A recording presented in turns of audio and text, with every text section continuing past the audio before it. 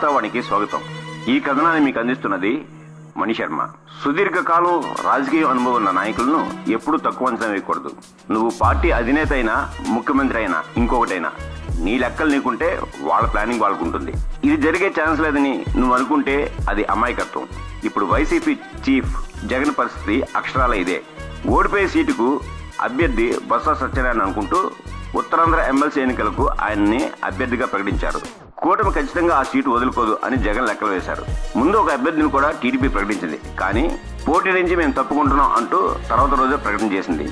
దీంతో బొత్స గెలుపు లాంఛనం అయిపోయింది. స్వతంత్ర అభ్యర్థి ఉన్నా కూడా ఆయనతో పెద్దగా బొత్సకు తలనొప్పి లేదు. ఇప్పుడు బొత్స శాసనమండలిలో అడుగుపెట్టబోతున్నారు.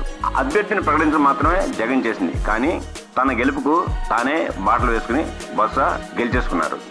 రేపు ఆయన మండలిలో అడుగుపెట్టడం, ఆయనకు కేబినెట్ హోదా దక్కడం అన్ని లాంఛనం. జగన్కు లేని ప్రతిపక్ష హోదా మండలిలో బొత్సకు దక్కుతుంది. ఇప్పుడు మండలిలో ఎమ్మెల్సీలను బొత్స ఎలా ప్రభావితం చేస్తారనేదే జగన్కు కంటి మీద కునుకు లేకుండా చేసే అంశం. వైసీపీ నేతలతో కంటే బొత్సకు టీడీపీ నేతలతో స్నేహం ఎక్కువ. గంటా శ్రీనివాసరావుతో ఆయన కలిసి భోజనాలు కూడా చేస్తారు. ఇక అశోక్ గజపతిని బొత్స గురువుగా చూస్తారు, అంతకంటే ఎక్కువగానే చూస్తారు. ఒక మాటలో చెప్పాలంటే అశోక్ గజపతి రాజాకు సంబంధించిన కాలేజీలోనే బొత్స చదువుకుంది. అందుకే అప్పట్లో అశోక్ ని టార్గెట్ చేసి అందరూ విమర్శలు చేస్తున్నా బొత్స ఏమాత్రం మాట్లాడేవారు కాదు.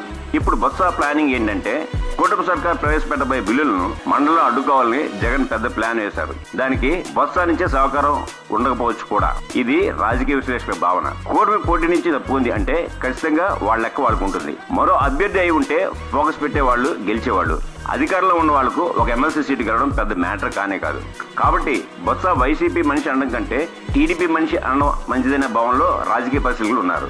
అటు చిరంజీవితో కూడా బొత్సకు మంచి సంబంధాలు ఉన్నాయి. చిరంజీవికి గత 5 ఏళ్లు బాగా గుర్తుంటుంది. కాబట్టి ఇప్పుడు బొత్స మండలిలో ఎలా బిహేవ్ చేస్తారు, ఎమ్మెల్సీలు తన మాట వింటారా, బొత్స మాట వింటారా అంటూ జగన్కు కంటి మీద కునుకు లేకుండా పోయింది. మరి ముందు ముందు మండలిలో ఏం జరగబోతుందో వేచి చూడాల్సిందే. ఇంతటితో ఈ కథనం సమాప్తం. మా ఈ వీడియో మీకు నచ్చినట్టయితే మరిన్ని అప్డేట్స్ కోసం లైక్ చేయండి, షేర్ చేయండి, సబ్స్క్రైబ్ చేయండి.